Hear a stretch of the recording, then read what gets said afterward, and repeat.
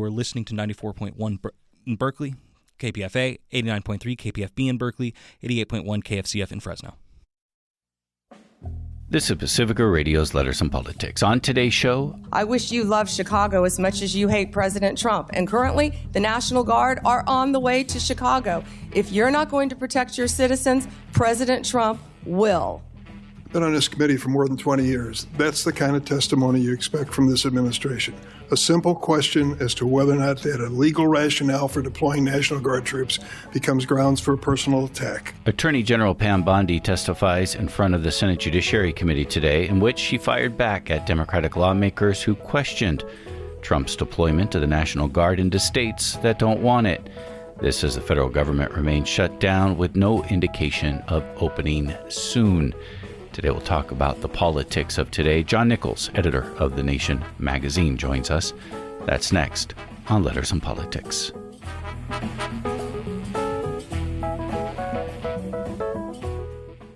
But first, the news. For Pacifica Radio, I'm Scott Baba. Peace talks between Israel and Hamas are resuming at an Egyptian resort city. The second day of talks today are taking place on the 2-year anniversary of Hamas's surprise attack on Israel, which first precipitated the conflict. The talks focus on a plan proposed by U.S. President Donald Trump to end the war in Gaza.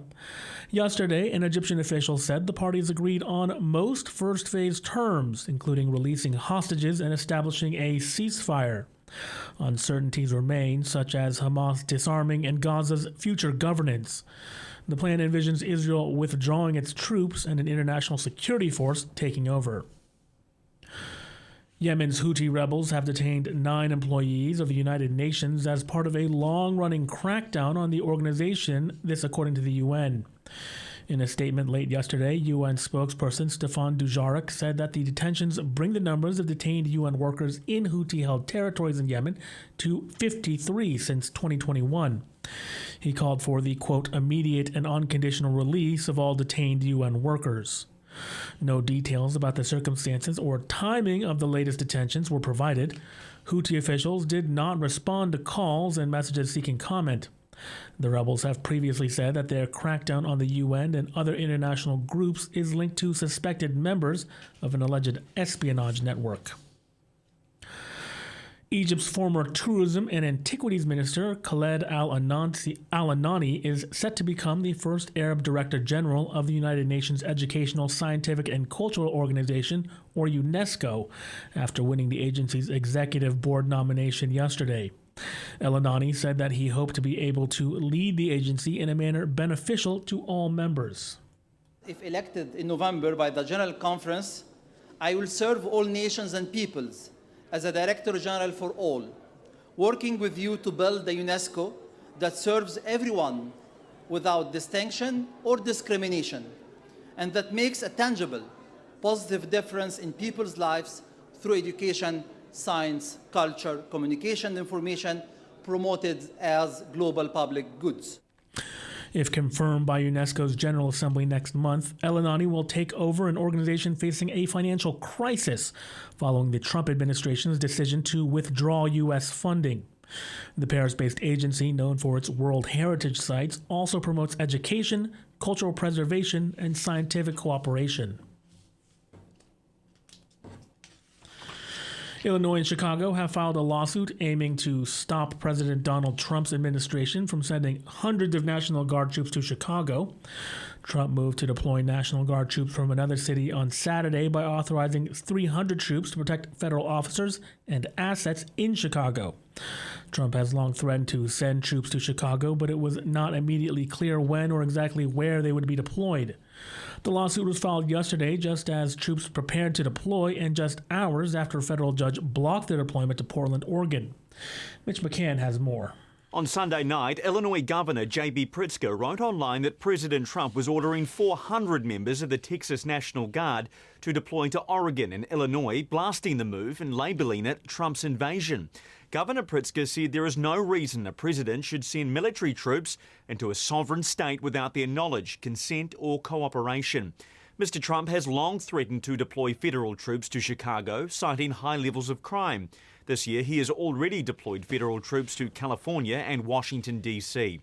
On Sunday, a judge dealt a blow to Mr Trump's plans in Oregon by preventing National Guard troops from anywhere from deploying to the state, blocking his attempts to sidestep an earlier ruling that only prevented Oregon troops from deploying. Mitch McCann, New York. A majority of Supreme Court justices appeared sympathetic to a Christian counselor challenging state bans on LGBTQ plus conversion therapy for minors today, suggesting the laws may violate free speech rights. Kaylee Childs, backed by President Donald Trump's administration, is arguing that Colorado's 2019 law wrongly prevents her from offering voluntary faith-based counseling to children. State officials say the ban targets a discredited and harmful practice, not religious expression. But several conservative justices question whether the law unfairly restricts counseling aimed at changing behavior while allowing therapy that affirms LGBTQ plus identities. Justice Samuel Alito called the measure, quote, blatant viewpoint discrimination. Colorado says therapy is health care subject to regulation, not just speech. The case builds on previous rulings expanding free speech protections for religious professionals and could have broad implications for similar bans nationwide. The court's decision is expected next year. The White House has said in a memo that federal employees furloughed during the ongoing government shutdown might not receive back pay after the shutdown ends. The memo appears to contradict the 2019 law signed by President Donald Trump guaranteeing retroactive pay to furloughed workers. Administration officials argue the situation requires new legal interpretation amid efforts to push Democrats to accept a GOP-backed spending bill, and comes after President Trump has already threatened to fire federal workers during the shutdown to put pressure on Senate Democrats. At a news conference, House Speaker Mike Johnson said some legal analysts suggest it may not be appropriate or necessary to give furloughed federal workers back pay once the shutdown ends. I hope that the furloughed workers receive back pay. Of course, we have some extraordinary Americans who serve the federal government. They serve valiantly and they work hard and they serve in these various agencies doing really important work. I can tell you the president believes that as well. He and I have talked about this personally. He doesn't want people to go without pay, and that's why he pleaded with Chuck Schumer to do the right thing and vote to keep the government open. We don't want this to happen. Democrats blasted the memo as illegal and punitive, with Senator Patty Murray noting the law is, quote, as plain as can be. The Office of Personnel Management has maintained that workers must receive back pay once funding resumes, but the memo adds new uncertainty for about 750,000 affected employees as the White House continues to suspend federal programs and warn of deeper cuts if Democrats don't agree to a deal. I'm Scott Baba for Pacifica Radio. Good day and welcome to Letters and Politics. I'm Mitch Jeserich. Whenever I listen to the headline news of this program, and I especially mean within this year, I feel like I'm just listening to 8 minutes of madness. Now, the news anchor today, Scott Baba, does a fantastic job. Christina Honested, who we oftentimes hear here as well, also does a fantastic job. They're just chronicling what's in the news. They're fantastic. The legendary Eileen Alfandary, before them for many years, provided 8 minutes of news. And oftentimes I think it's the best part of the show because you find out all what's happening in a condensed period of time about what's going on around the world. It's what is actually in the news that I can't think of any other word than madness. And as someone who has covered politics, as I have for a good 25 years, I still struggle to make sense of it. Don't get me wrong. We've done many shows trying to explain the history and provide context to how we got where we are.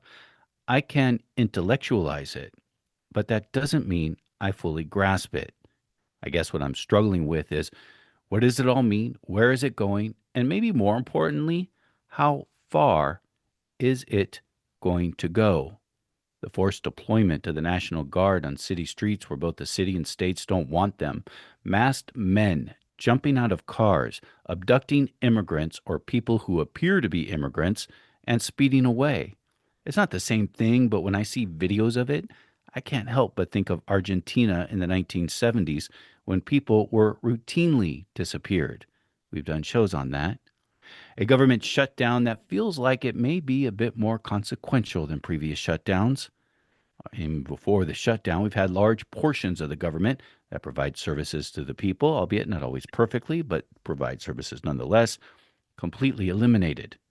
The continued U.S. backing of what many people consider to be a genocide in Gaza. That's something that predates this current administration. The planet on the brink of environmental ruin, domestic groups, or even just ideas under the threat of being designated terrorists, and the attack against the media. So how do we make sense of all of this? Well, I've asked a good friend of mine and of this radio program and of this radio station, John Nichols, to join us today to talk about just that. John Nichols has covered politics much longer than I have, and is somewhat, I say much longer, I don't mean to overdate you here, John, but a little longer than I have, and someone whose opinions I trust deeply. John Nichols is the editor of The Nation magazine. John, thank you for taking this time today. It's an honor to be with you, Mitch. You do make me feel old. I didn't mean to. We're not that far apart in age. I think of you as something of a contemporary because we've been in the trenches in what seems like a very long time ago. But I suppose in the overall scheme of things, yeah, I've been at it for a bit. And I certainly don't mind that. I feel empowered by experience. Doesn't mean that makes me smarter. But it does perhaps give me now and again a perspective that's useful, and having seen a few things along the way. But with that said, I will tell you that these are unprecedented times. In the modern era of the United States, which is to say, I guess I'll make that my lifetime. I've not seen anything like this. By the same token, I would remind you that if we're talking about chaos, right, that isn't necessarily just coming from an administration, but chaotic times. I was talking to somebody about this the other day, and I said, if you were sitting around in the spring of 1970, as an example, when Richard Nixon was president, Spiro Agnew was not just vice president, but a very ascendant vice president who was traveling around the country as a, kind of, Trumpian figure, and very combative, very accusatory of critics of the president, et cetera. And you would think about that moment that within basically a 2-year period, the leader of the nation's civil rights movement had been assassinated. The presidential, and that obviously the Reverend Dr. Martin Luther King Jr., the presidential candidate who many people thought might be a transformative figure for the country and build a multiracial, multi-ethnic coalition that advanced the Democratic Party into new and healthier territory, had been assassinated, Robert F. Kennedy Jr. You had seen an election result where a scandal-plagued, controversial Republican previously defeated had been elected to the presidency with just 43% of the vote, that being, Richard Nixon, of course, and that Nixon had seized power in a major way, dialing back the anti-poverty programs that the Johnson administration had launched, and many, many, many other programs. Wasn't like an Elon Musk thing, but really, dialing things back in a lot of fundamental ways, undermining a lot of what had been accomplished during the Kennedy and Johnson years. And then in the spring of 1970, had ordered an invasion of Cambodia, expanding a war that was already faced massive opposition and looked horrific, on so many levels, and was horrific on every level. And then that had sparked massive student protests, where you saw 2 students shot while protesting at Jackson State in Mississippi, 4 students gunned down at Kent State in Ohio. Just incredible, just a chaos on campuses across the country, many, many major campuses, ending classes, literally saying, we're just not going to finish this semester. Incredibly wild politics going around the country. Lots of people, many members of Congress getting beaten in primaries in unexpected circumstances, including some senior Democrats, but also seeing right-wing Republicans rising in all sorts of places, and seeing George Wallace, who had obviously been a leader of the anti-civil rights movement, resurfacing in Alabama as the Democratic nominee for governor after waging one of the most racist campaigns in American history, suggesting that racism was being kind of re-weaponized as a tool openly in politics. Nixon with his Southern strategy, and then, although we didn't know it all at the time, Nixon with an enemies list and all sorts of willing use of the government of the United States to punish critics of the administration. Well, that was 1970, right? And so what I would tell you is that we did come through that, and it was not easy, and it was a very, very different time. I'm not beginning to conflate that moment with this, but what I'm telling you is we've been through really unsettling moments in this country, ones that made, I think, an awfully lot of people wonder where the country was going and what hope there might be, or and all sorts of other things.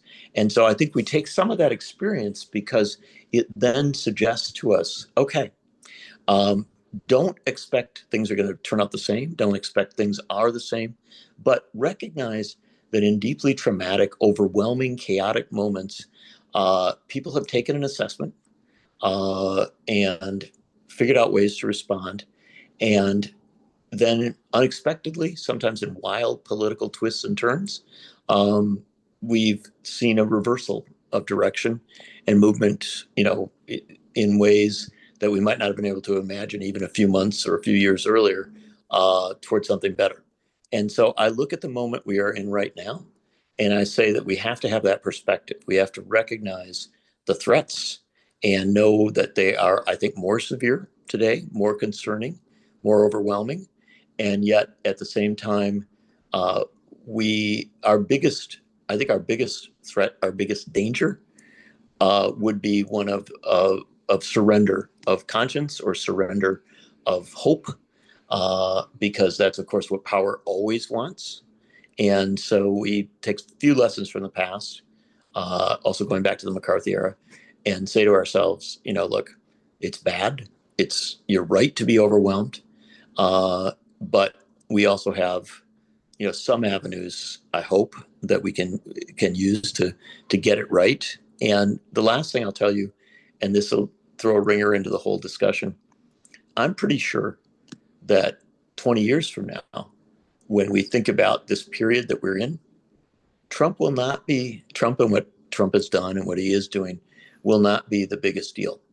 What we'll realize is that this was the period in which artificial intelligence, AI, was introduced in a dramatic way into our lives, into our culture, into our work, into everything. And that ultimately AI will have a bigger impact on America, on society, on people's lives than Trump. That's not to make you feel good about what Trump's doing at all. It is to say that we have another responsibility, maybe not a bigger one, but another responsibility. And that is to be conscious of what's happening that isn't Trump, right? That isn't this administration, but we failed in the past with the digital revolution and the social media revolution. When those hit us, we were not prepared. We did not make the proper demands for democratization of our communications and of all of the other interactions that extend from these things. And so we lost the digital fight. We lost the social media fight. And I don't mean we on left or politics. I mean humanity. And we can't afford to do that in AI. So these are really daunting times. And they're going to demand the best of our journalism, the best of our activism, the best of our engagement. Can I just take a moment and say, well done, sir. You just mirrored the madness I started the show with about what's happening right now with the madness of the 1970s, and you did it off the top of your head. That's why we brought you here, because we have been here before, and then we had kind of a backlash to that madness of the 1970s, if you want to call it a backlash, or maybe a better way of forming the word, in which we get a number of reforms. I think specifically of like the church committee's work. Yep. And can I give you another one too? Yeah, please. Our discomfort with going to war. Don't you think? Yeah. No, That I as a remember country- growing up in the 80s. I remember growing up in the 80s, at least being more conscious in the 80s as a young person. I remember growing up in the 80s thinking that, oh, yeah, Vietnam War was so bad. We don't want to get into war ever again. And of course, that changed with the Gulf War in 91. Well, we were lied into it. And, it not Gulf War a little less so than the second Gulf War, if you will. But I think at some fundamental level, I think that there were profound impacts. Let's look at the other backlash too. Let's be very clear. McGovern lost in 72, which is tragic. He was a very honorable man, I think, who offered America a great deal. But boy, that didn't happen. And he lost for a reason.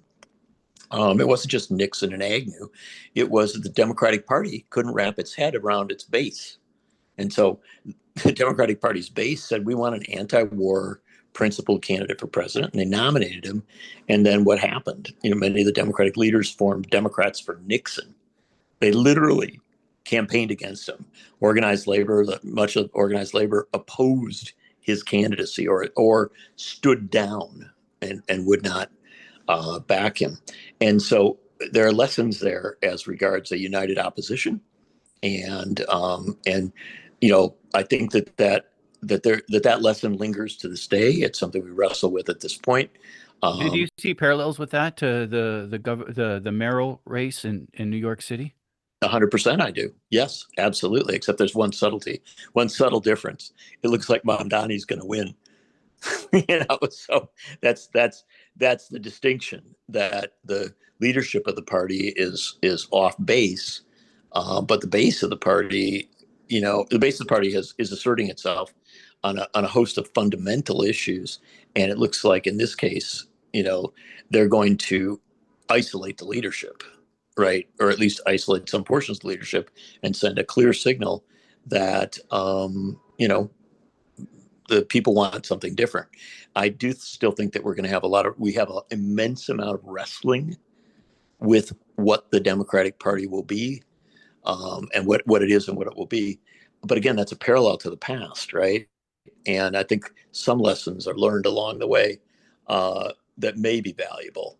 One other thing too about, if you talk about the backlash to what you saw in the early 70s, this is a fascinating thing. Nixon obviously got tripped up by his own corruption. I don't know if this country has the capacity anymore, the constitutional capacity, to hold a president to account. We certainly have failed at many turns in recent years, but Nixon wasn't impeached. He resigned. But in the aftermath of that, you got campaign finance reform. You got a host of other popular reforms, some of which have stuck, most of which have been dismantled primarily by conservative courts.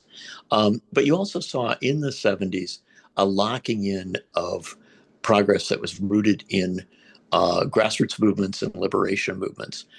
We saw genuine progress on environmental issues, not because Nixon and people around him wanted it, but because the people made such overwhelming demands. You saw that with advances on women's rights, advances on, I think, a lot of civil rights, LGBTQ rights. The 70s were really a period where there was tremendous progress, and it was a real struggle. None of it was given easily, but that fight actually, if you can imagine this, the great battles of the 1970s on LGBTQ rights kind of came to a head in 1978 when they tried to ban openly gay and lesbian individuals from teaching in the schools of California, or at least create, I'm really shorthanding it here, but basically try to create barriers to that. And it went to a referendum. And amazingly enough, Ronald Reagan came out against the ban and cut an ad in that regard, basically aligning with Harvey Milk, the great gay rights activist and elected official. And so you did see new coalitions, new possibilities, new ways of thinking coming into play, and some of them stuck and some even to this day, I think, influence who we are. So bottom line is you can have a blowback or a reaction. And I think the interesting thing about the period that we're in right now is that, and this is unsettling. I'm not sure this is something that people should feel entirely comfortable with, but we are in an era, Mitch, of whipsaw politics.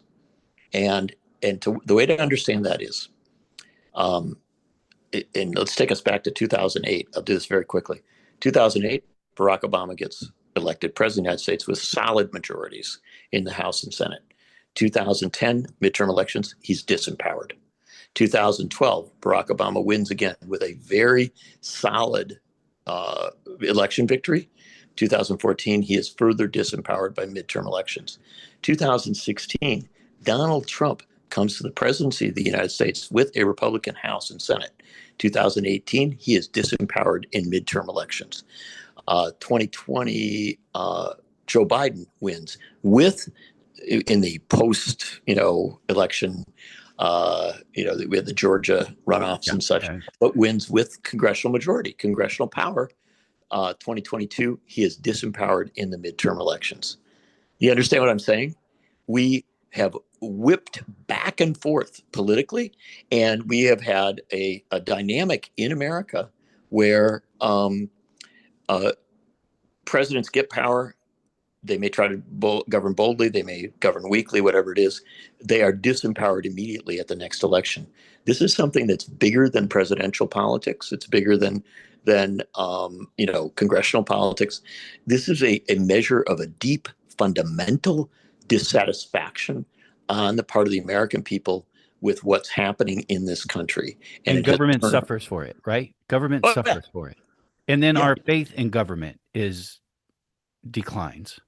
Yeah. And Trump is an expression of that. His successes have been an expression of that. There's no question. Trade policy, failures by Democrats and Republicans on trade policy gave Trump, tremendous advances in Midwestern industrial states. But right now, I can tell you, and maybe he'll bail them. I probably will bail them out. But what Donald Trump has done to farmers across the upper Midwest and the middle Midwest, soybean farmers and others and stuff like that, it's worse than what Reagan did in the 80s. And Reagan was hit with a blowback that cost him the Senate, and in 86 especially. And so what I'm trying to say is we have real threats to democracy. I think they're serious. I think we have to be realistic about everything that's going on. By the same token, we are in a period where Donald Trump has failed on economics. He's failed on an awful lot of stuff as president of the United States. He's actually made things worse for a lot of people. And the polling says this. It isn't me. The polling data, people have turned against him even on some of his most fundamental issues. And so if our democracy is robust and strong, there, even with all these, efforts in Texas to, switch seats, and now California pushing back and all the chaos of that. I'll remind you, we had a similar chaos back when Bush was president. Lesser so, but still an effort by Texas and Tom DeLay to do some things. If we come through and we have elections, in November of this year, which are a real reflection of where the electorate's at, and then a election in 2026, it's a reflection of where the electorate is at. If the pattern holds, there's a very real likelihood that Donald Trump is dramatically disempowered over the next year or so. This is Letters in Politics, and we are in conversation with John Nichols of the Nation magazine. Just quickly, I want to let folks know we are in the final week, at least at my home radio station, KPFA in Berkeley, of our fall fund drive. As I speak to you right now, we are about 68% of the way towards our overall goal. We're about $140,000 short as I speak to you right now.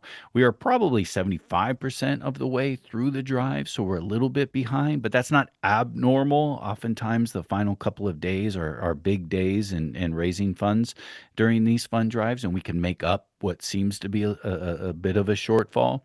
But it makes hours like this really important because I'm looking at the online listening stats and I can see we have a sizable audience as we are talking to John Nichols, and it's really important to be able to have this moment count towards getting us in position to be able to make our goal at the end of the week. And as always, what I ask you for is a contribution that you can afford, one that's according to your means, one that you feel good about as you go upon your day, knowing that you did your part. We do have a challenge this hour from Jose in San Jose, who is putting up $1,025. If we can raise $1,025 between now and the top of the hour, Jose is going to also put in $1,025, and that will be $2,050 for this hour. And perhaps we can go a little higher than that, right? Depending on what we can raise this hour. I'm not going to spend a lot of time asking you for your contributions. I'm just going to be giving you updates towards the goal here and there throughout the rest of the hour. The phone number to make a contribution is 1-800. This is for KPFA listeners and KFCF listeners. 1-800-439-5732. 1-800-439-5732, and online at kpfa.org. In Southern California, listening to KPFK in Los Angeles, the number is 818-985-5735. 818-985-5735, and online at kpfk.org. John Nichols, I guess what concerns me... Mitch. Yeah. I'm not going to let you do your pitch and not come in after you. It's your you show. Can ask, keep your question in mind. It's your show. Keep your question in mind. But I will tell you that my dear colleague Bob McChesney and I wrote 6 books on media and democracy. Bob has passed in this year, and it's a great loss. Yeah. But I will tell you, and so did our other great colleague and comrade in this, Bill Moyers. Yeah. And I cannot begin to emphasize to the people that are listening. First, thank you for the ally, the caller who has given the challenge grant or the challenge. It is absolutely essential to meet that during this hour. It has to happen. And then we have to go way beyond it. Because the one thing that Bob and I came away from all of our years of research and writing with was an understanding that in the most difficult of times, the most reliable media that we have, and I don't say that casually, is stations like this. Stations that are grassroots oriented, tied to a community, with local hosts and with national aspirations, even international aspirations, that give us a variety of programming, but at the heart are willing to speak truth to power, willing to raise the alarm in the great tradition of Tom Paine and so many others at very, very difficult times. We are talking in this show about difficult times, about challenging moments. It's the only reason that I should be on today, or frankly that you, is to say to the people who are listening, this is your moment to give as generously as you can. And some people will give $1, and some people will give 100, and some people will give maybe even more. Doesn't matter what you give. The key is to have a mass number of people supporting independent, speak truth to power media in these times. And so I plead with people in the name of my great allies, Bill Moyers, Bob McChesney, Ben Begdickian, the list goes on, but also allies in the current moment, people like Rebecca Solnit and others who have recognized the absolute importance of independent media and give Just give what you can. It doesn't matter. Just call in and be a part of those hundreds, those thousands who support this station and make sure that it will be strong in a period where it is more needed than ever. I loved Bob McChesney. I mean, not Yeah, only he's the was he best. erudite and just real smart and very articulate and talking about what he was thinking, he was just kind. He was generous. He was such a nice very, man. do you know what the biggest challenge for Bob was? We did his memorial service recently, and the room was filled with so many people he had mentored.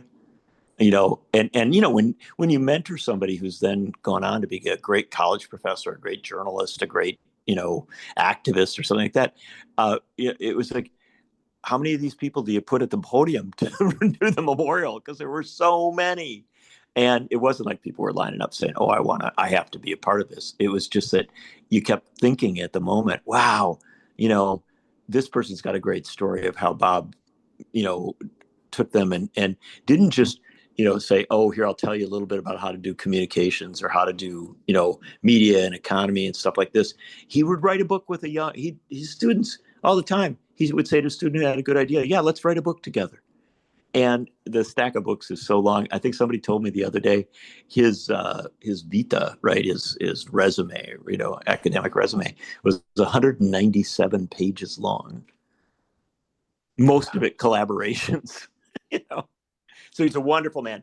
And if anybody ever met him or anybody listened to him on this station, given his name, given memory of the fact that he picked up from Noam Chomsky and with Susan Douglas and with Ben Vegdickian and so many others at Herman to build out a media and democracy message that is more relevant now than ever, and frankly is more fully embodied in this station than just about any other kind of media. And I say that with great love for the nation, which people should also support with, shamelessly support. But today we're trying to get people to give money to this station, and we've got a challenge grant. Let's meet it. Let's make it happen. And Bill Moyers, I am a broadcaster, not just a broadcaster. I am a public broadcaster because of Bill Moyers. Watching him growing up, especially the Power of Myth that he did with Joseph Campbell, is something that made me want to get into broadcasting and into public broadcasting specifically. Yeah, what a diverse and amazing guy he was, right? And I think people don't realize this. Think of people who he put on his show when almost nobody else in major media would put them on the show. Just kind of obscure, unknown figures like Elizabeth Warren and Bernie Sanders. Bernie Sanders used to have a forum on Bill Moyers' show before almost any place else, and to take an hour to talk deeply about fundamental political issues before he was a presidential candidate. And when Bob McChesney and I wrote the book Our Media, Not Theirs, back around 2000, 2001, it was a little pamphlet, and Bill got a hold of it and said, oh, I want to put you on the show. It's unbelievable. Here, we had written it for a small press. And so he put us on the show, and he kept us on for a half hour, and then he kept us on for a little more. And if I could tell you this, Mitch, that little pamphlet went to in the top 10 on Amazon. That was Bill Moyers' reach. He was when he highlighted a book or an idea, in those days, these are different days, and I understand that, he raised it up to a point that almost no one else could.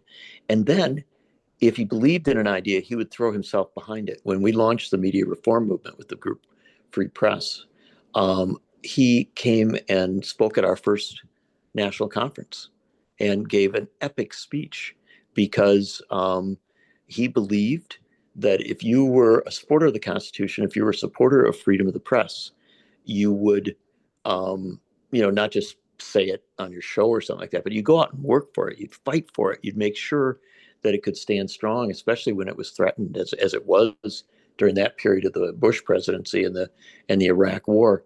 And I will tell you, I knew Bill well. It was one of the great joys of my life. And he passed away at 95. A month or so before he passed, we were out having coffee in New York. And yes, he was an old man, but he was in no ways worn down. He was in no ways tired. We sat one afternoon in April and talked at length about how important he thought it was to support independent media, to build up media reform movements, and to do it in this time with this president, with all the challenges we face, in fact, including challenges to freedom of the press. And he was ready to keep it going.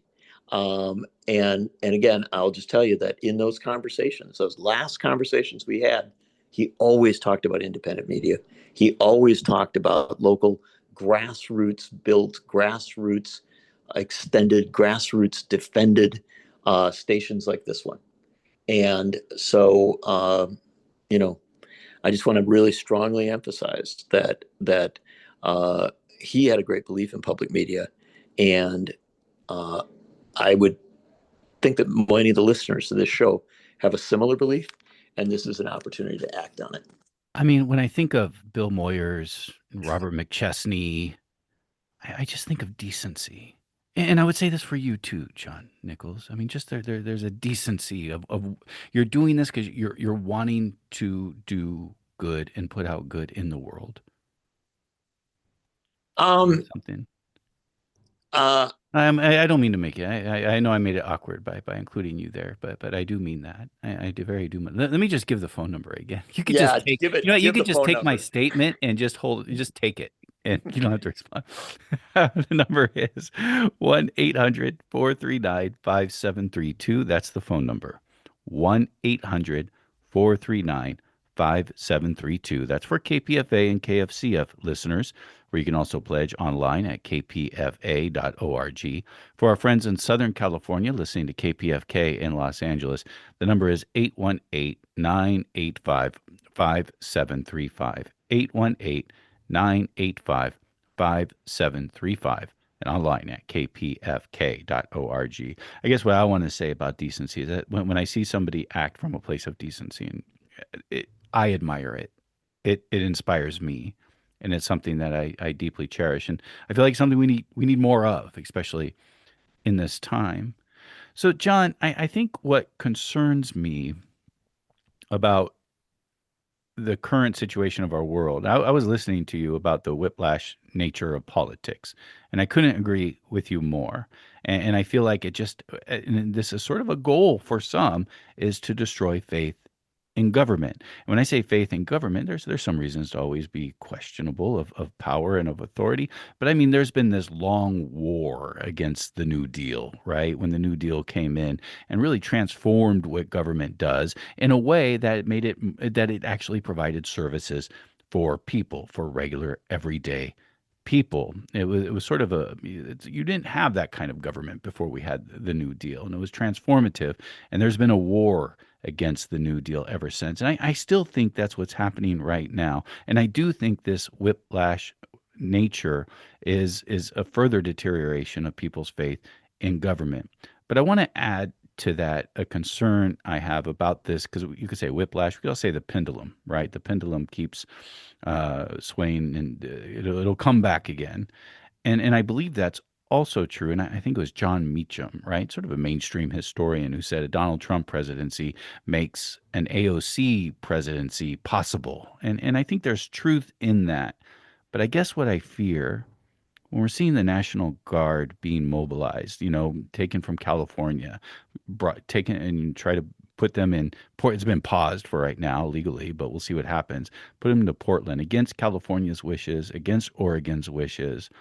When we see the nature of just how this administration is acting, I guess what I worry about is, as the pendulum swings, which I think it would naturally continue to do, I say only, but is what happens when that strong authoritarian arm reaches in and grabs the pendulum and keeps it from swinging. I mean, I think of the overthrow of Allende, right? Just to go back to the 70s, the overthrow of Allende in Chile. And that was a socialist government. In comes Pinochet. Guess what? Pinochet made sure that pendulum did not swing back for decades. Yeah, I know. This is and it's important to understand that this can happen in an authoritarian moment. It can also happen in what looks like a democracy. And that's an important thing to understand. We always have to have context and perspective, right? We should be very careful not to compare apples and oranges. We Yes. should be careful not to lose sight of of different kinds of threats and different kinds of concerns. With that said, in 2010 in Wisconsin, where I'm from, Scott Walker came to power, and he was elected with a solid Republican majority in the state assembly and the state senate. It was a function of a wave election, something we have a lot in America, where we go big one way, we go big another way. We think in 1932 with Franklin Roosevelt and the Democrats, 1980 with Reagan and the Republicans, to some extent, 1988 with Barack Obama and the Democrats, although almost instantaneously undone by the 2010 midterms. And so the thing to understand is that we do have wave elections. In that 2010 election in Wisconsin, Scott Walker came to power, and he did things differently than those who came before him. He went to a level on redistricting and gerrymandering that had never previously been seen. And so the legislative districts of the state were drawn in a way that even when Democrats won statewide, and even when there was, so much energy on the Democratic side, where people literally voted, hundreds of thousands of more voters for Democratic candidates than Republicans, the gerrymandering was such that the legislature didn't change, didn't even move a few seats. It was kind of a stunning success of gerrymandering in Wisconsin. In addition, they instituted incredibly restrictive voter ID laws. They did all sorts of restructuring of how you could, bring people to the polls, when early voting could occur. I mean, they just restructured everything to benefit and favor their side, frankly. And then they even moved primary dates so that they wouldn't occur when students were on campuses and were at a time in the summer when families were on vacations, restructuring even the election calendar. And then they went in and restructured all sorts of campaign finance issues. I mean, it was astounding in Wisconsin. All these things happened. And that was all happening in a small d Democratic context, right? They were using their power without a question to undermine democracy. And I think a lot of people became very, very concerned that couldn't be stopped, that so many of the levers had been moved to a certain place that you couldn't reverse what had happened. And then in actually the spring of 2018, there was a Supreme Court election in Wisconsin. This is 8 years into this, or 7 years into it. It was a pretty long and difficult period where popular protests were rebuffed, where sincere campaigns were proved unsuccessful, where the courts were very much on Walker's side again and again and again. All these things happened. And then in 2028, there was a spring primary or spring election for Supreme Court, and a progressive one, powered in many ways. A woman named Rebecca Dallett, powered by her commitment to women's rights and her willingness to appear at women's march events and things like that.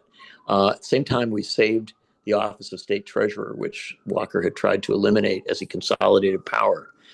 This was a small d democracy win. That fall, the governorship was shifted from Walker. He got defeated to the superintendent of public instruction, a progressive Democrat. And Democrats won all the other statewide races. And since then, Democrats have kept the governorship, kept the job of attorney general, won a majority on the state Supreme Court. And in the last election, when there's finally some success in undoing the gerrymandering, picked up 10 seats in the assembly and I think 4 in the state senate, and are very well positioned in 2026 to win a governing majority. It took a long time. We're talking about, more than a decade. And I'm not telling people that they should be satisfied with the idea of waiting more than a decade to renew democracy. But what I can tell you is that as a native Wisconsinite, very proud of the people I grew up with, there are people who never gave up. They kept believing in democracy. They kept fighting for it. They kept pushing for, against gerrymandering, for more democracy. They showed up even after having been beaten in elections. They came for the next one. And what I can tell you is that spirit, that determination, even in the face of powerful interests that will use all the powers of government to try and undermine democracy. There are, in this American experiment, there are examples from our times that show that you can pull it back. You can actually renew. And I'm looking at I'm looking at the state of Iowa, which is next to Wisconsin. Iowa's had a very solid Democratic Party and then huge setbacks. And there's no question that in Iowa it became identified as a very Republican state. And yet they're out there this year in Iowa, the Democrats, with a very solid candidate for governor. They apparently scared their Republican U.S. Senator into deciding that she was going to quit and not run for re-election. And there are some very solid Democrats in the running for that U.S. Senate seat. They're looking at the possibility of taking one or two congressional seats. And boy, those folks in Iowa, they've been up against so much. It has been so hard. And yet they haven't given up. And I think there's a very good chance they might turn the tide. So I guess my basic message in this moment is it's going to be hard and it isn't always going to be fair. But if we keep showing up, both for protests like No Kings, but also for elections, there's evidence that even against some pretty daunting odds, we can change the direction of things. And I think at the heart of that is information. We have to have solid, steady streams of information that tell us what the threats are, but also tell us what the opportunities are. And that is why today you and I are talking on this show, but we are also pitching for fundraising because we know that independent Speak Truth to Power media like this station can have a profound impact on letting people know, again, what the threats are, but also what the opportunities are. Again, the phone number is to make that contribution here in our final week of fundraising for KPFA listeners and KFCF listeners is 1-800-439-5732, 1-800-439-5732, and online at kpfa.org. In Southern California, listening to KPFK in Los Angeles, the number you call is 818-985-5735, 818-985-5735, and online at kpfk.org. John Nichols, we're down to our final 6 minutes, and we'll have to give the number again before we end today's show. But I wanted, hence, allow me to ask you a big existential question that we could spend the entire hour on. And that is the notion of democracy itself. I know you've heard, I've heard, we've all heard, and maybe we've even said our democracy is under threat. And I want to ask about that. A, do you think the democracy is under threat? And then B, more of a philosophical question about democracy itself. Just because something is democratic doesn't mean it's a great outcome or you get great outcomes. Democracies are just as capable of doing pretty poor and bad things. And what I ask is both sides, if we could just say two sides and simplify, say they are being more democratic. And the argument from the right is Donald Trump won the election. He had a plurality of the vote, and what he is doing is democratic. What is not democratic are all these checks and balances, and we've had these critiques here within the Constitution that makes it impossible for a majority to rule. How do you take on this issue of democracy today? Sure. First and foremost, I think it's important to recognize that democracy is always under threat. It's just the reality. I mean, there are always going to be powerful interests, economic and political, who would prefer to, game the system in a way that they prevail. Right? This is the oldest story of politics and, frankly, of elections and everything. And once one group gets power, and this is true, has been true historically of Democrats and Republicans, You look at, machine politics in places like Chicago with the Democrats. Once one side gets power, they game the system so that they retain that power. And we've seen, and this was certainly true in the segregated South, where they literally created election systems that made change impossible. And we could spend the rest of the show in another show talking about all of that. And so democracy is always under threat. It's under threat from money. It's under threat from gerrymandering. It's under threat from, more profound pressures. Frankly, it's under threat when freedom of the press is undermined, right? The ability of media outlets to take their stands, to speak boldly to power. That's a serious thing. So, because obviously, freedom of information, media underpins the information that we have to make democracy function and hopefully to make it serve us. So if we recognize all that, and we recognize there's always a threat, then that gets to your second question, or the second part of the question, which is, what do you do in this circumstance? Do you give up on democracy? Well, no. We recognize, as my great mentor, although I never met him, but intellectual mentor, Robert M. La Follette, the great Wisconsin progressive, said, it's always the same fight, right? It is an eternal fight between those who want the great mass of people to have their say and to have a governance that reflects their will, and the influence of economic power in our system. And so what we want is what Franklin Roosevelt at his best tried to outline, which was both political democracy and economic democracy. And that is a democracy that makes sure that those who are working class, those who are middle class, have an equal say with those who are wealthy. Now, in such a circumstance, can you get results that you don't like? Yes, it is possible.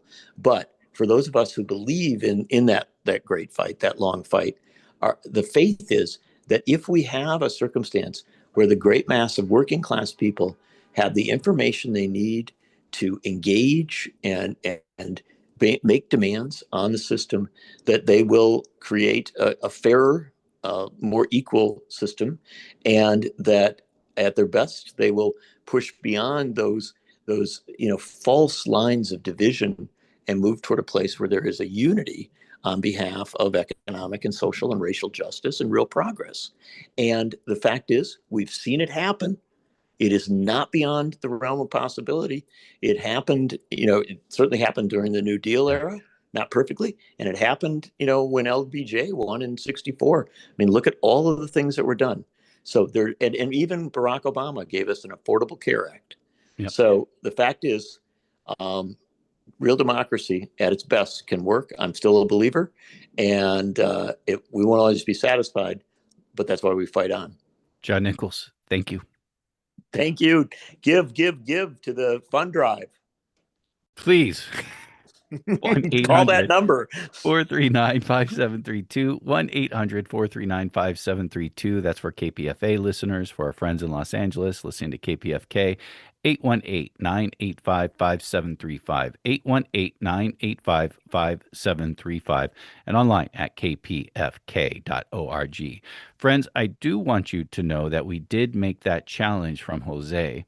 And as I speak to you right now, we've raised $3,500 this hour, and I'm extremely thankful to you all.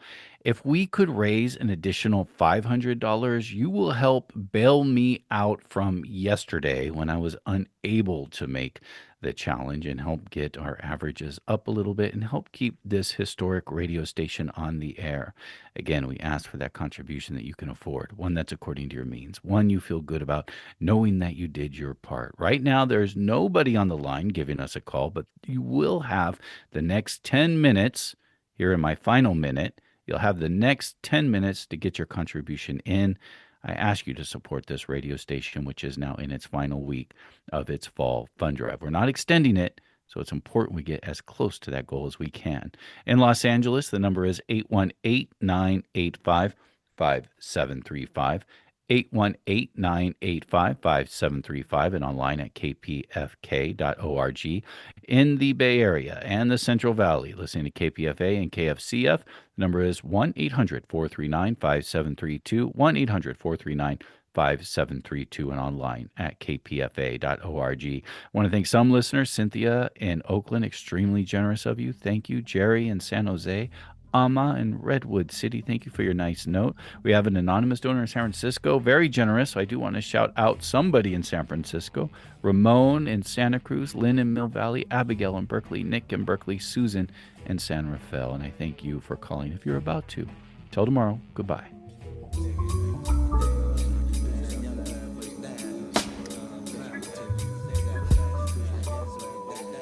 You're grooving to 94.1 KPFA, 89.3 KPFB in Berkeley, 88.1 KFCF in Fresno, and online at kpfa.org.